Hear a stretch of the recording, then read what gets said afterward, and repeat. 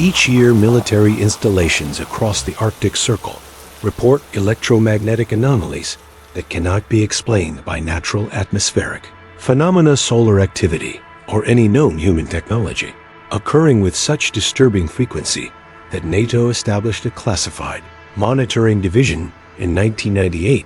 specifically dedicated to tracking what they internally refer to as polar signal events, with an annual budget exceeding $340 million.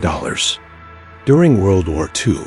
over 150,000 Allied and Axis troops operated in Arctic conditions across Greenland, Iceland, and northern Norway, with a combination of extreme isolation, perpetual darkness during winter months, and the desperate race for meteorological supremacy created conditions where experimental military programs could operate, far beyond the oversight of international law or basic human ethics. For a brief period during the winter of 1943, a joint Nazi scientific expedition established a research station designated Project Icewictor, somewhere in the unexplored interior of Greenland's ice sheet, conducting experiments so profoundly disturbing that even hardened SS officers who visited the site reportedly requested immediate transfers back to the Eastern Front. In February 2019, a routine maintenance crew at Tuolier, base's early warning radar station, would stumble upon the entrance to this facility, buried 80 feet beneath the ice. And what they found inside would force the United States Department of Defense to acknowledge that some Nazi experiments never actually ended. They simply went dormant, waiting in the frozen darkness for someone to wake them up again. But what exactly were the scientists at Project Icewictor trying to achieve in that godforsaken place where winter lasts 9 months and the sun abandons the sky for weeks at a time? And why did 3 members of that maintenance crew vanish completely from all military records within 48 hours of their discovery,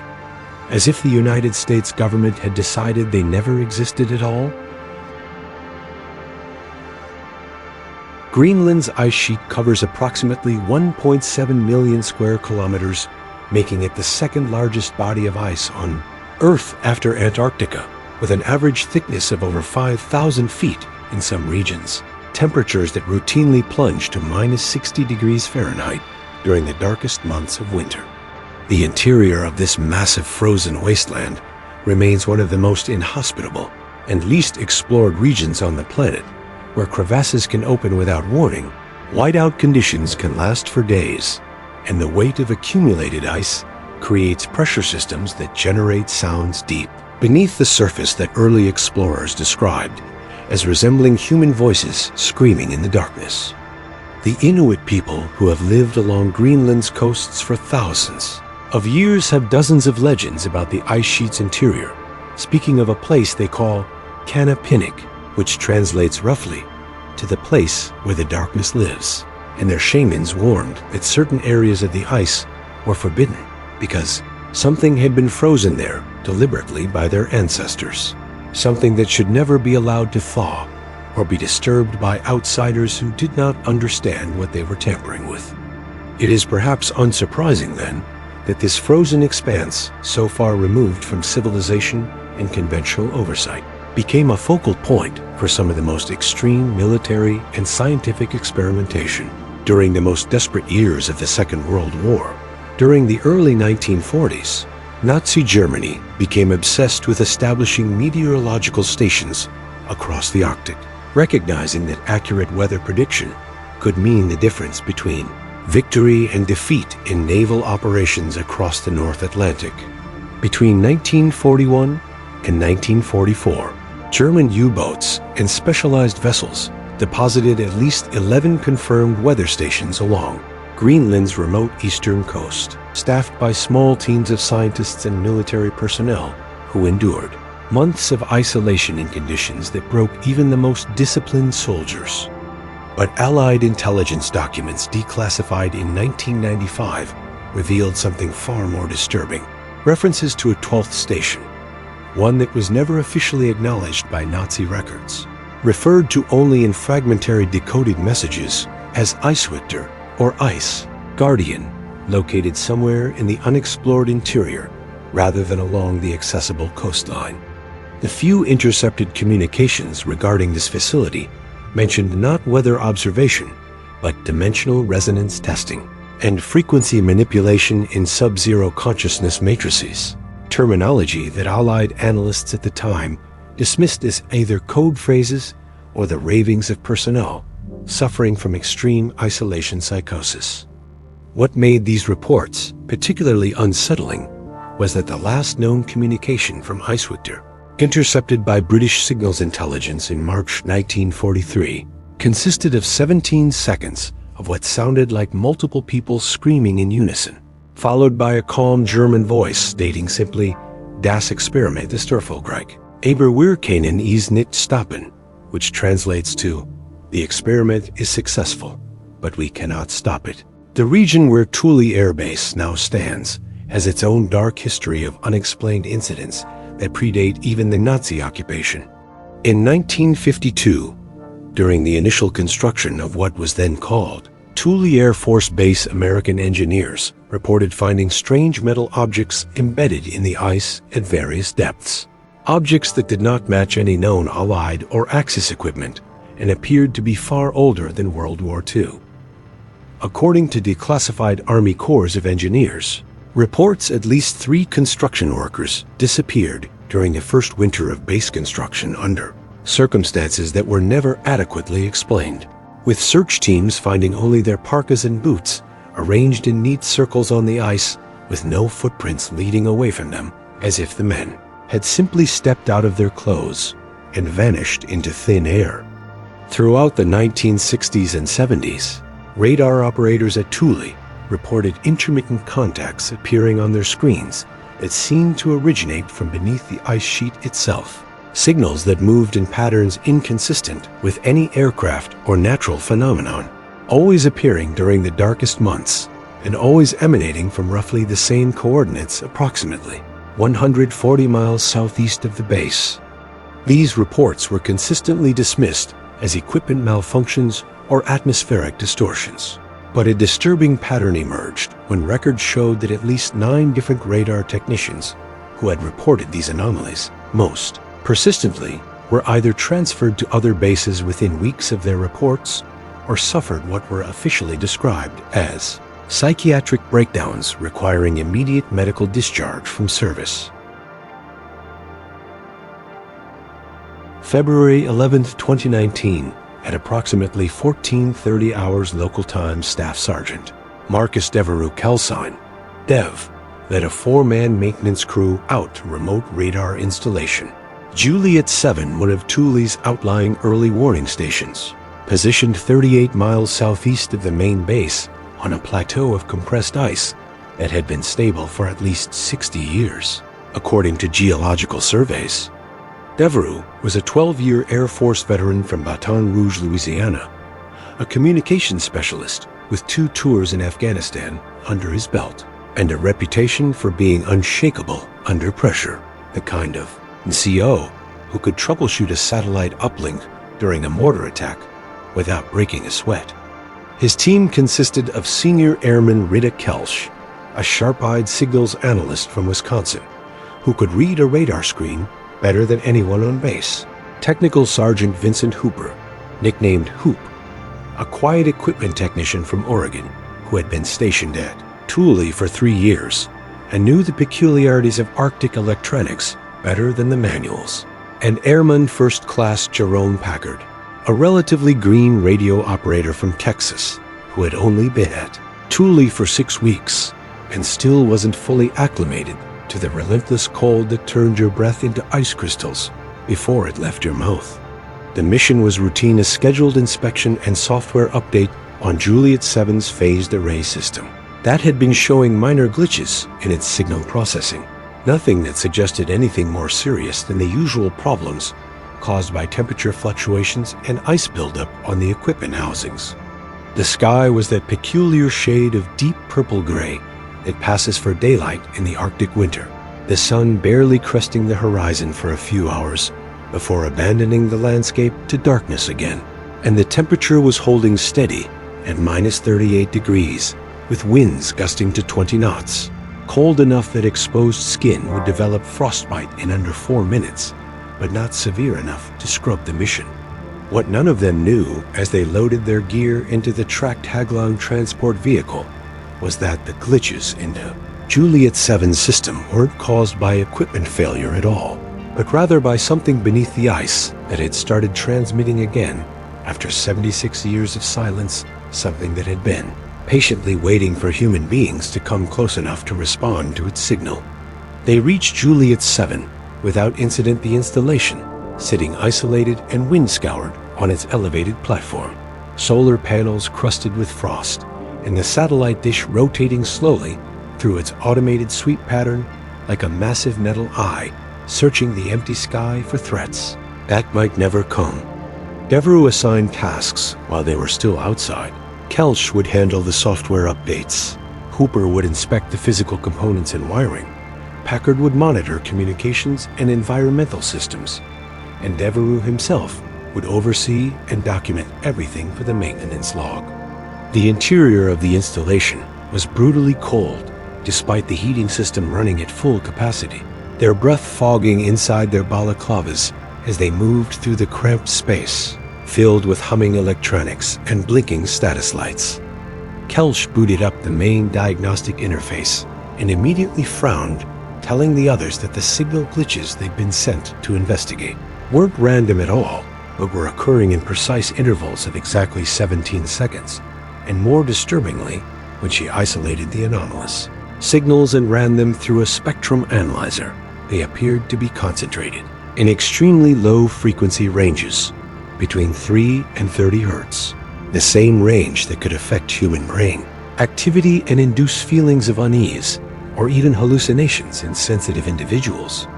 Hooper traced the signal origin and discovered something that made everyone stop what they were doing. The interference wasn't coming from any of Juliet 7's components or from atmospheric conditions, but rather from somewhere directly beneath the installation,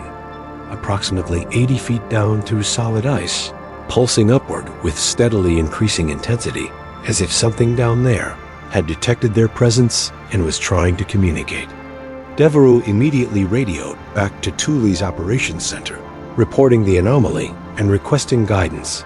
But before he finished his transmission, every piece of electronic equipment in the installation simultaneously spiked, screens flaring white, speakers emitting a high-pitched tone that made their teeth ache. And for exactly 17 seconds, the temperature inside the installation dropped so precipitously that frost formed on the inside of their goggles, and they could see their breath, turning to ice crystals that hung suspended in the air like tiny diamonds frozen in time itself.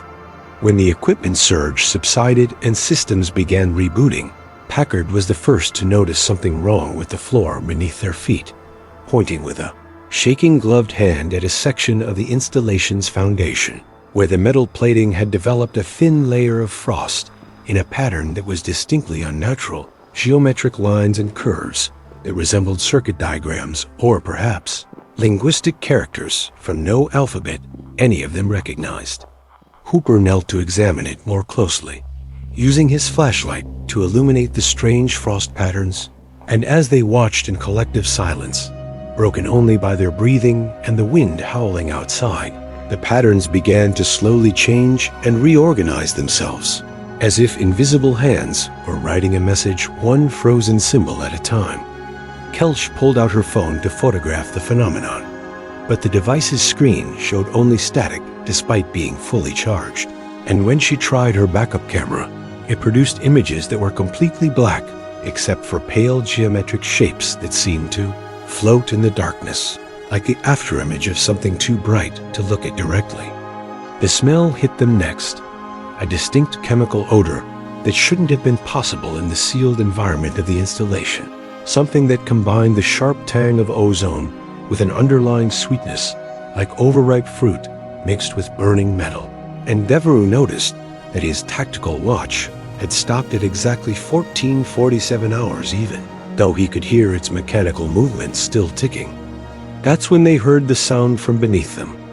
a deep rhythmic vibration that traveled up through the metal floor and into their bones. Not quite a knocking, but more like something massive slowly dragging itself across a surface far below, accompanied by what Packard would later describe in his preliminary debriefing as breathing that sounded wet and wrong, like lungs that were frozen and thawing at the same time. Hooper made the decision that probably saved their lives in that moment,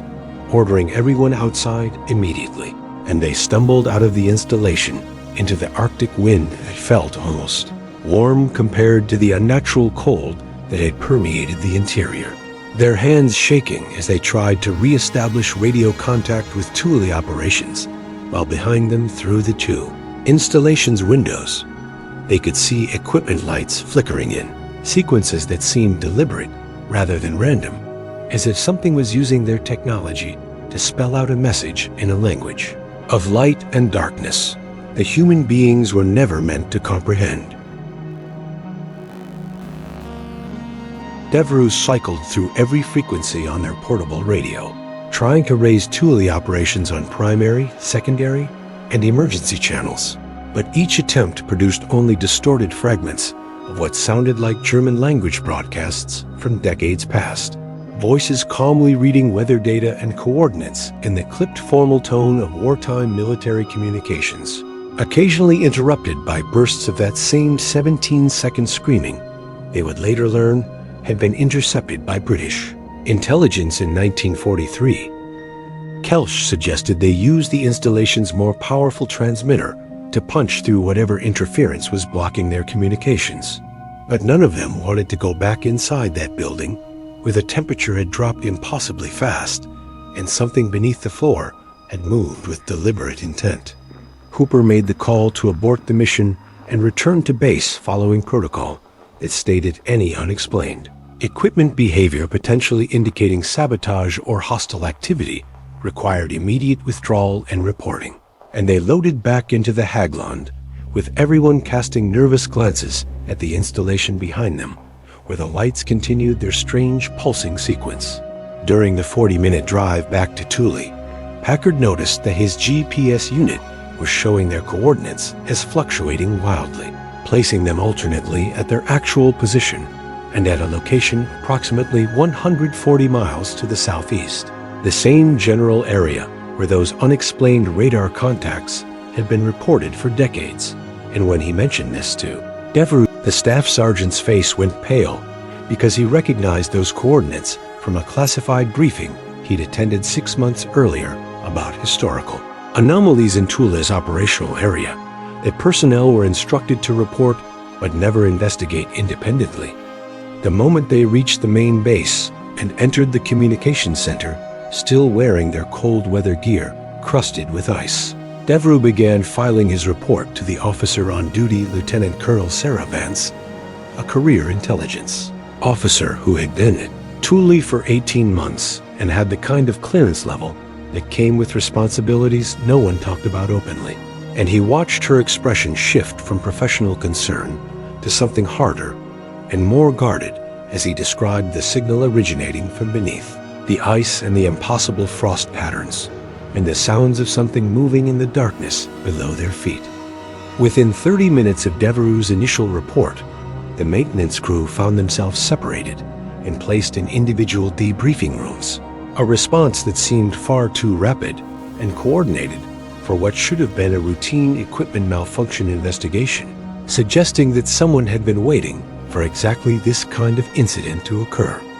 A man who introduced himself only as Dr. Hendricks from DARPA's Advanced Research Projects Division interviewed Devereaux for over 3 hours, asking extremely specific questions about the exact frequency ranges of the signals, the precise geometry of the frost patterns, whether any of them had experienced temporal disorientation or memory gaps, and most disturbingly, whether Devereaux had felt compelled to go down through the floor to investigate the source of the sounds, as if this was something that had happened before, and they were checking for predictable behavioral responses.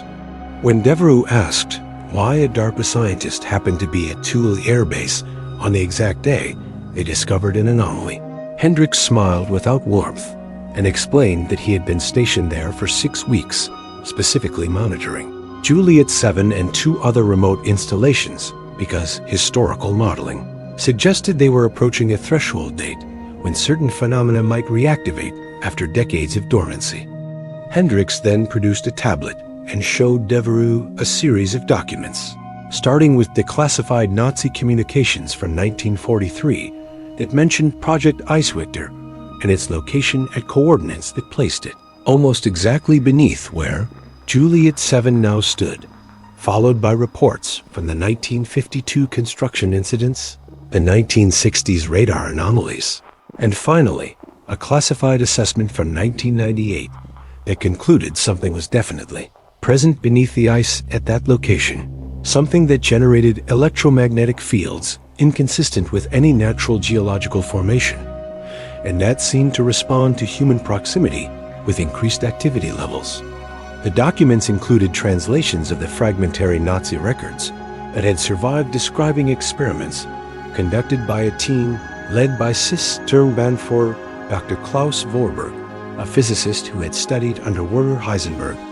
and who believed that extreme cold could be used to create what he called consciousness suspension fields that would allow human awareness to exist outside normal temporal flow, essentially freezing not just bodies, but minds in a state between life and death where they could observe and potentially influence events across vast spans of time without aging or deteriorating. The most disturbing document Hendricks showed Devereux was a partial translation of Vorberg's final journal entry, recovered from Nazi archives in 1967, dated March 14, 1943, written in handwriting that became increasingly erratic toward the end. Vorberg described successfully placing 17 volunteer subjects, all SS officers, who believed they were participating in an experiment that would give Germany a strategic advantage, into cylindrical chambers filled with the experimental cryogenic solution he had developed using compounds derived from deep ice core samples that contained what he described as biological material of unknown origin, possibly pre-human. The process was supposed to suspend the subjects in a state of frozen consciousness for exactly 17 weeks, during which time their minds would remain active and able to perceive events occurring around the facility. But something had gone catastrophically wrong during the activation sequence when they applied the electromagnetic field generators that Vorberg believed would stabilize the suspended consciousness. According to the journal, the subjects did enter the suspended state, but instead of remaining dormant, they began to communicate with each other and with something else that Vorberg described as already present in the ice, something that had been waiting for us to provide it with human consciousness, to anchor itself to our reality. The entry ended with Vorberg writing that the subjects were no longer simply suspended, but had merged with whatever presence existed in the ice beneath the facility, creating what he called a collective entity that exists in all moments, simultaneously experiencing the 76 years between then and now as a single eternal present. And his final sentence read, "They are screaming because they can see everything that will happen, and they are trying to warn us. But we cannot stop the process because it has already happened from their perspective, and they have been screaming for 76 years, waiting for someone to finally hear them." The following morning, February 12th at 06:00 hours, Devereux and his team were informed they would be returning to Juliet 7 as part of a full investigation expedition. But this time, they would be accompanied by a specialized unit that had arrived during the night on an unmarked C-130 transport 12 personnel in cold weather gear that bore no unit patches or rank insignia, carrying equipment that looked more suited for deep-sea diving than Arctic operations, including what appeared to be modified atmospheric diving suits, reinforced with additional plating, and fitted with self-contained life support systems rated for extreme environments. Dr. Hendricks briefed the combined team in a hangar that had been cleared of all non-essential personnel, explaining that ground-penetrating radar conducted overnight had confirmed the existence of a substantial structure 80 feet beneath Juliet 7, a facility consisting of at least 7 interconnected chambers arranged in a circular pattern around a central core that was generating electromagnetic pulses strong enough to affect equipment on the surface. And that thermal imaging showed the interior temperature of this buried facility was fluctuating in ways that violated known thermodynamics, dropping to near absolute zero in some sections, while other areas registered temperatures that should have melted the surrounding ice, but somehow hadn't. The mission objective was straightforward in description, but terrifying in implication. They would drill down through the ice, breach the facility, assess the status of whatever remained inside, and if possible, shut down whatever was generating the signals that were now affecting not just Juliet 7, but beginning to spread to other installations in an expanding radius that suggested the phenomenon was gaining strength. Devereux asked the question everyone was thinking, what exactly they expected to find down there after 76 years. And Hendricks replied with unsettling precision that based on Vorberg's research and subsequent classified studies of extreme cryogenic preservation, they expected to find 17 subjects in a state that could not properly be classified as either alive or dead, existing in a suspended condition that had transformed them into something that human language didn't have adequate words to describe, and that the screaming they had heard was probably these entities trying to communicate across a barrier of frozen time that separated their perception of reality from ours. The drilling operation began at 0830 hours, using a specialized thermal lens system that could cut through ice at a rate of approximately 8 feet per hour. The Haglund and 2 support vehicles forming a perimeter around the drilling site, while the specialized team established what looked disturbingly like a quarantine zone, complete with decontamination tents and medical stations equipped with restraints and sedatives in quantities that suggested they anticipated personnel becoming violently unmanageable. As the drill descended through the ice, Kelsch monitored the electromagnetic readings and reported that the pulses from below were intensifying with each meter of depth they penetrated, as if whatever was down there recognized that something was approaching and was responding with what might have been anticipation or possibly warning. At 40 feet down, Packard's radio equipment began picking up transmissions again, but this time they weren't fragmentary German broadcasts. They were voices speaking in English, American accents, calmly reciting names and service numbers. And with growing horror, the team realized they were hearing the voices of the construction workers who had disappeared in 1952, the radar technicians who had suffered psychiatric breaks in the decades since, reading out their identifying information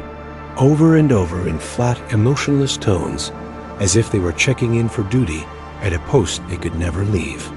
Hooper had to step away from the drilling site and vomit into the snow,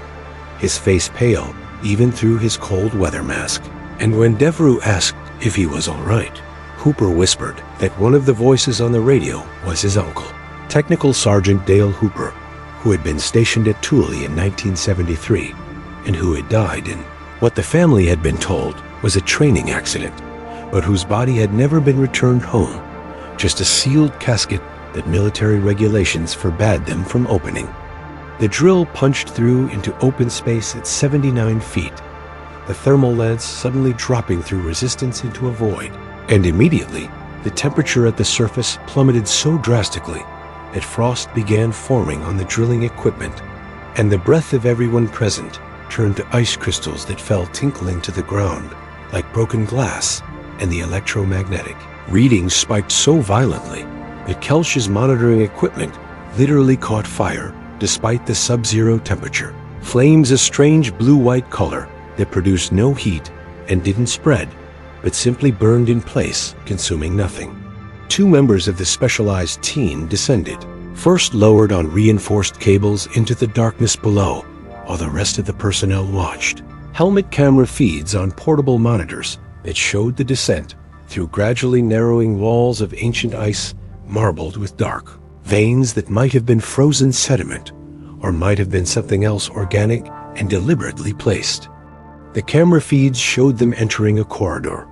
the walls smooth metal covered in frost so thick it looked like white fur, and Nazi swastika emblems still visible on doors that lined both sides of the passage, some standing open to reveal rooms filled with equipment that looked simultaneously advanced and primitive. Vacuum tube technology merged with crystalline structures that might have been computational devices of some kind decades ahead of anything that should have existed in 1943.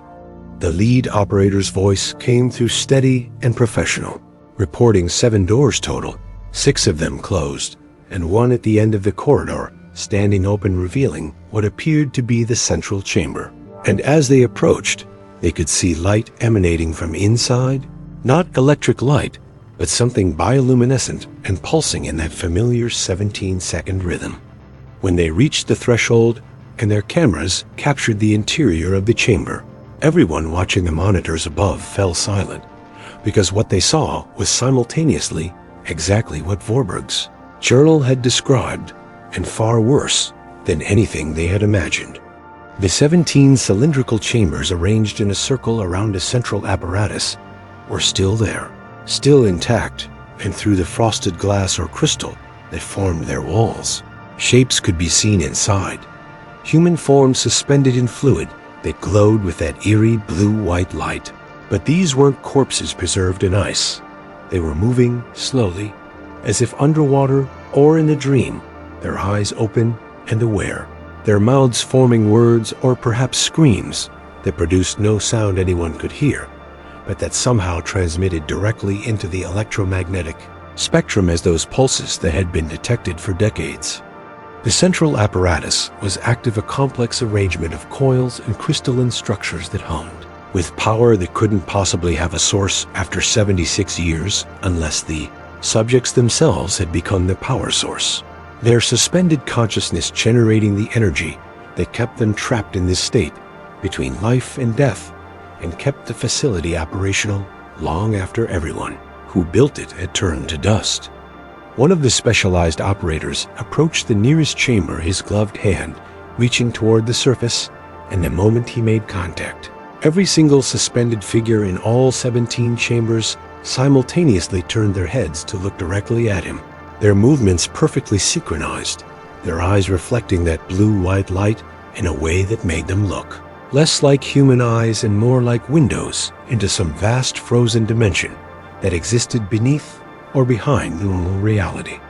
The operator screamed just once before his body went rigid and frost began forming on his atmospheric suit with impossible speed, crawling up from where his hand touched the chamber and spreading across his body in crystalline patterns identical to what they had seen on the installation floor above.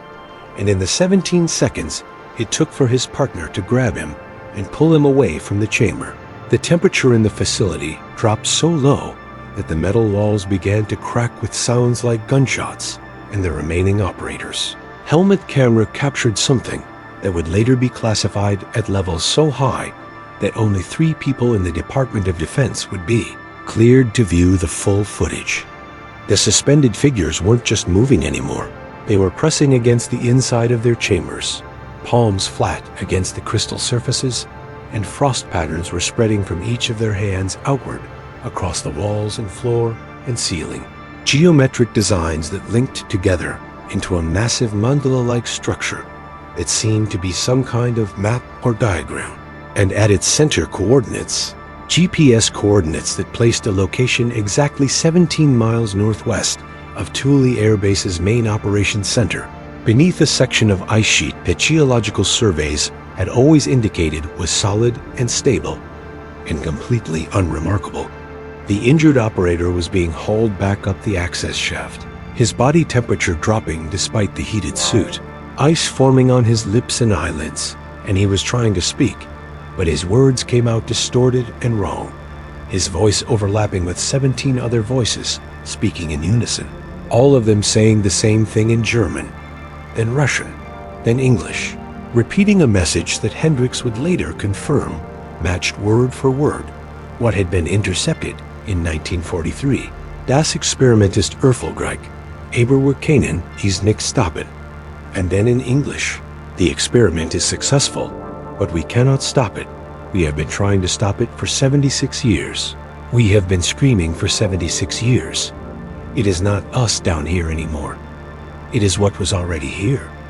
It used us to anchor itself. And now you have opened the door again. And it knows there are more of you up there. 17 more. It always needs 17.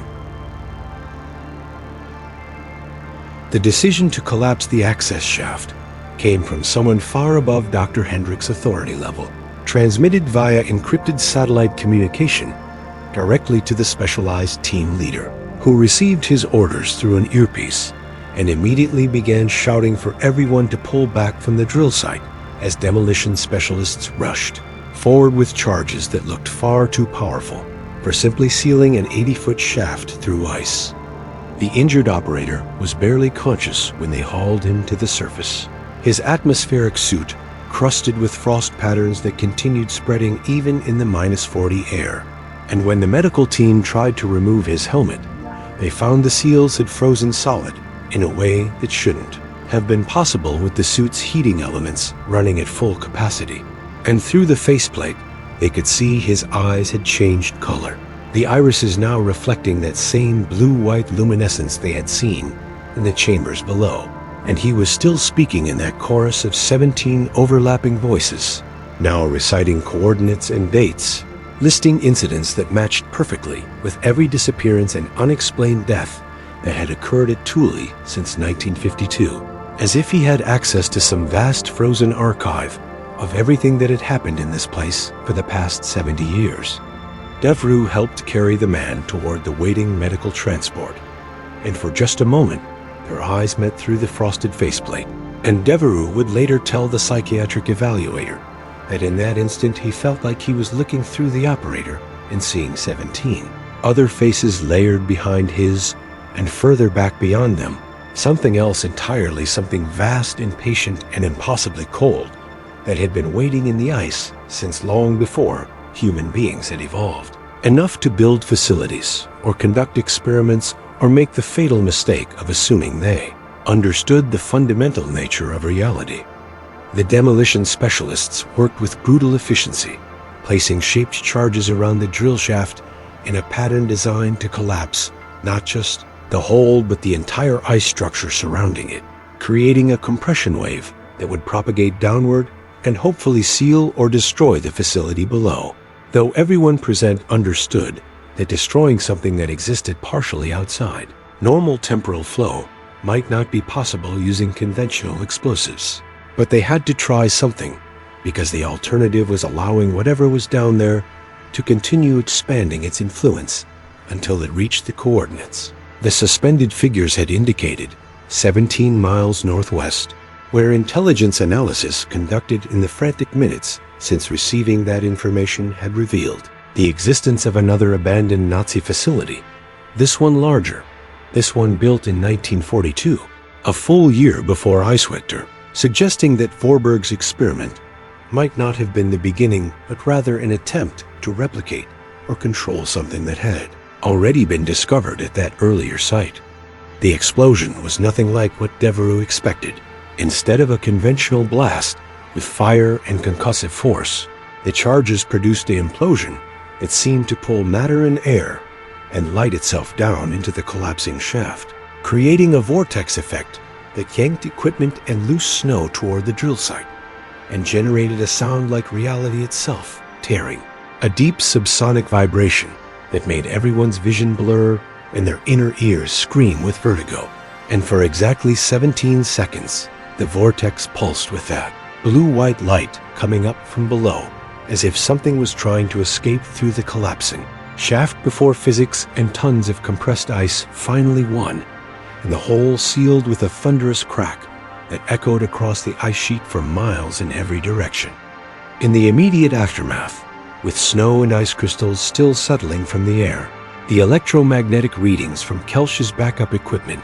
showed the pulses from below had ceased entirely, or more accurately, had changed. Instead of emanating from directly beneath Juliet 7, they were now coming from that location 17 miles northwest, stronger than before, as if collapsing one facility had simply redirected the phenomenon's focus to its original source, the place where it had first been discovered, the place where whatever lived in the ice had first made contact with human consciousness and found it useful. The injured operator went into cardiac arrest during transport back to base, his body temperature dropping to 72 degrees Fahrenheit despite every warming protocol the medical team attempted. And in the moments before his heart stopped completely, he spoke one final message in his own voice, clear and terrified and completely lucid, telling them, "It showed me what it wants. It needs 17 more to complete the circle. It's been growing the circle since 1942, adding 17 at a time. There are already hundreds of them down there at the first site, all still aware, all still screaming, and it wants to reach a number, wants to get to a specific total.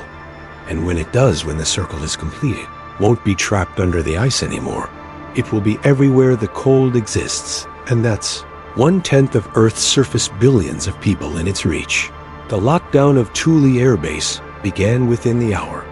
No personnel in or out without direct authorization from Northern Command. All communications restricted to encrypted military channels, and Devereaux's team was separated again. This time not for debriefing, but for what Lieutenant Colonel Vance coldly described as indefinite protective custody while we assess the scope of potential exposure. They were placed in individual isolation rooms in the base medical facility, rooms designed for quarantine of infectious diseases. And through the small window in his door, Devereaux could see armed guards posted in the corridor. Not Air Force security, but the same unmarked specialists who had accompanied them to Juliet 7. And he realized with growing dread that they weren't being protected. They were being contained in case they had become contaminated or compromised by whatever they had encountered in that frozen facility. Dr. Hendricks visited Devereaux on the second day of isolation, bringing a tablet that showed satellite imagery of the location 17 miles northwest. And Devereaux felt his stomach drop when he saw that the ice in that area had developed a massive circular depression over 200 meters across. The surface collapsed inward, as if something beneath had been excavating or perhaps preparing to emerge. And thermal imaging showed the entire area was significantly warmer than the surrounding ice sheet, despite air temperatures that should have made that impossible. Hendricks explained that a decision had been made at the highest levels of government. They were going to use tactical nuclear weapons to destroy the site. Low-yield bunker busters designed to penetrate deep into the ice and generate enough heat to hopefully melt or vaporize whatever was down there. Though no one could guarantee this would work against something that seemed to exist partially outside normal physical laws. And Hendricks admitted with unsettling honesty that there was considerable debate about whether destroying the facility might actually make things worse, might release whatever was contained there, rather than destroying it.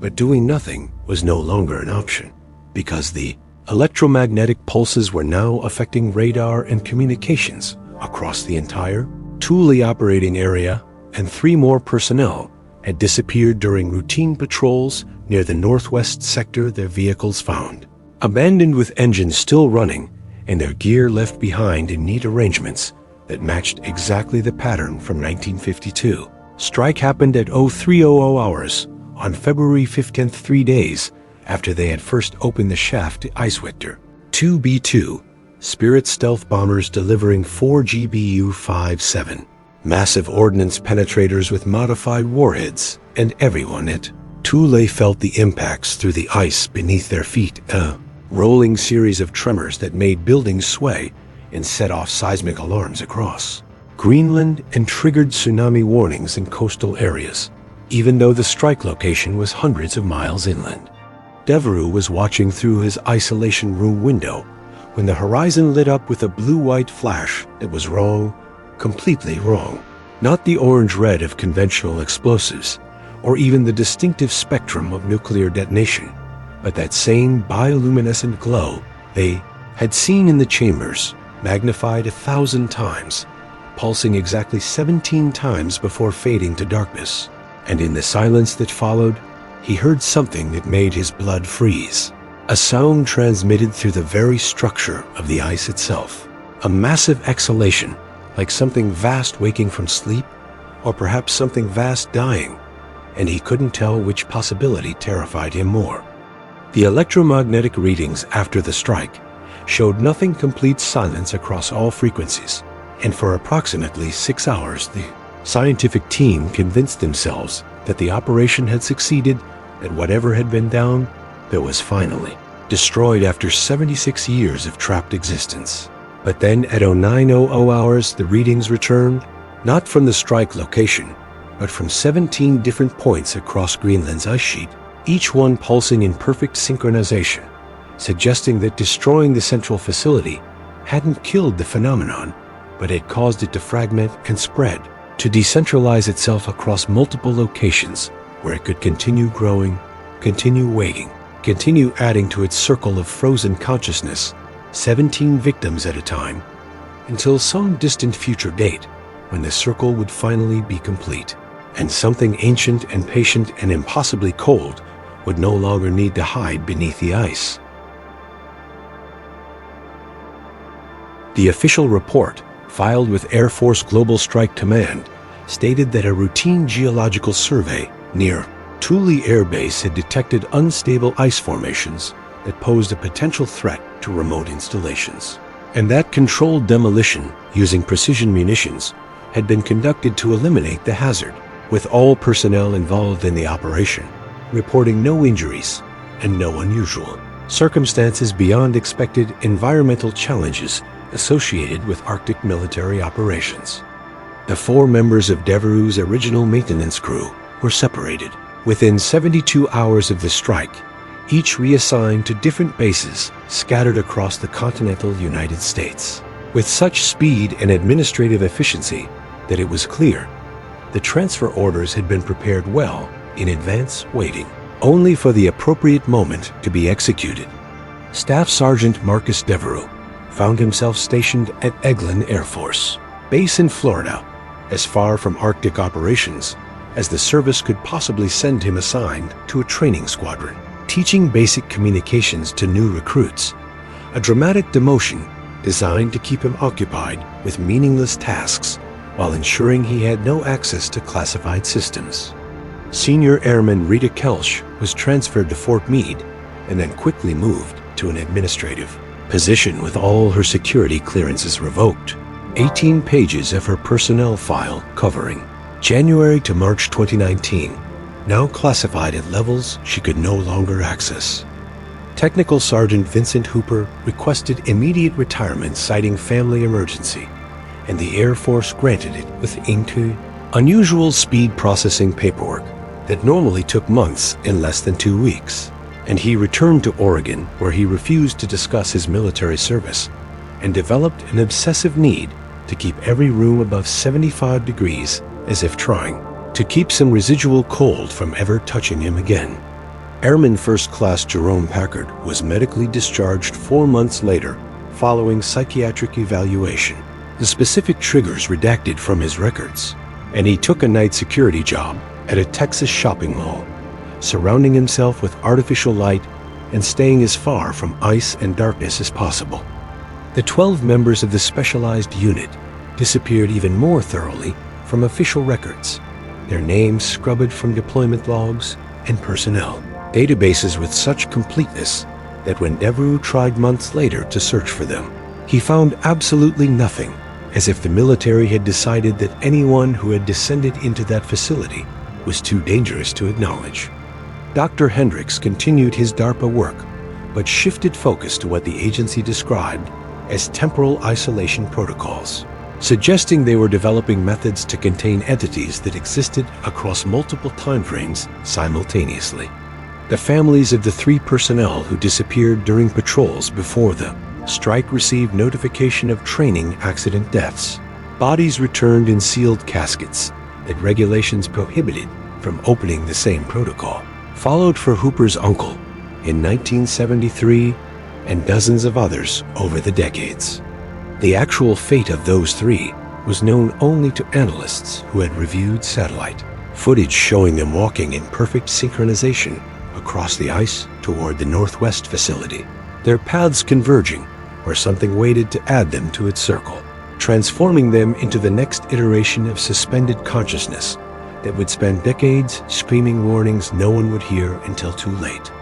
In November 2020, Devereux received an unmarked envelope from Anchorage containing a photograph of a human figure suspended in ice, eyes open, and a where and a note that read, Site 34, January 2017. More added to the circle, current total estimated at 578 completion. Threshold calculated at 867, estimated timeline to completion 2037 signed. Dr. H. Devereux read it 17 times, but over the following weeks, his memory of its contents faded like a dissolving dream, and when he searched for the envelope, it had vanished from his desk, and he couldn't determine if he had destroyed it during a fugue state, or if someone had removed it while he slept. Both possibilities terrifying, because both suggested his mind was no longer entirely his own, that something had touched his consciousness in that facility and left a connection through which influence could flow. By 2023, Devereux had convinced himself his Thule memories were unreliable, exaggerated by stress and isolation, that the facility was probably just abandoned Cold War infrastructure, and the phenomena could be explained rationally. And he almost believed this comfortable lie until Ridikelsch contacted him asking if he remembered Icewictor, her voice cautious, as if the line might be monitored. She told him she had been having dreams for 6 months, standing in a circle, with 16 others facing inward toward blue-white, light pulsing with a rhythm she could feel in her bones, experiencing all their memories simultaneously. Their slowly dawning horror, as they realized they were no longer separate individuals, but components of something larger, using their combined consciousness to observe and calculate, and wait with infinite patience for the moment it would finally have enough pieces to complete itself and step out of the ice into the world. Devereux hung up halfway through, because he felt that connection activating, and for 17 seconds he experienced what she described, felt his consciousness expanding to touch hundreds of awareness points arranged beneath the ice like a vast circuit diagram, all connected and screaming in unison while simultaneously calculating trajectories and identifying optimal locations for the next editions. When his individual consciousness snapped back, he was on the floor, frost forming on his Florida windows despite the heat, and his phone displayed a text from an unknown number. Do not try to warn others. The circle protects itself. Speaking about it only accelerates the process. Kelsch will be collected within 17 days. You have been designated for later edition. Current estimated date 2031. Use the time you have remaining wisely, and remember that from our perspective, you are already here, already part of us, screaming with us, waiting with us for the moment of completion, when the frozen consciousness will finally be large enough to manifest physically and reshape the world according to principles that predate human civilization. Devereux deleted the message and spent the night researching tickets to equatorial countries where ice never formed, knowing geography wouldn't save him, that once touched by that vast cold intelligence, you carried a piece of it forever. And when it decided to add you to the circle, no distance would prevent you from hearing that call, from feeling that compulsion to walk toward the nearest cold place where human consciousness could be frozen and absorbed into, something that had been waiting in the ice since before the continents drifted to their current positions, something patient enough to spend millions of years collecting pieces 17 at a time, building toward completion of a vast calculation whose answer would fundamentally alter reality in ways that would make Nazi experiments seem like children playing with matches in a universe preparing to burn. Don't forget to follow our channel for more military encounters. Hit the notification bell so you never miss our investigations into phenomena that defy everything we've been taught about reality. And subscribe to join our community of truth seekers who refuse to accept official explanations that ignore overwhelming evidence.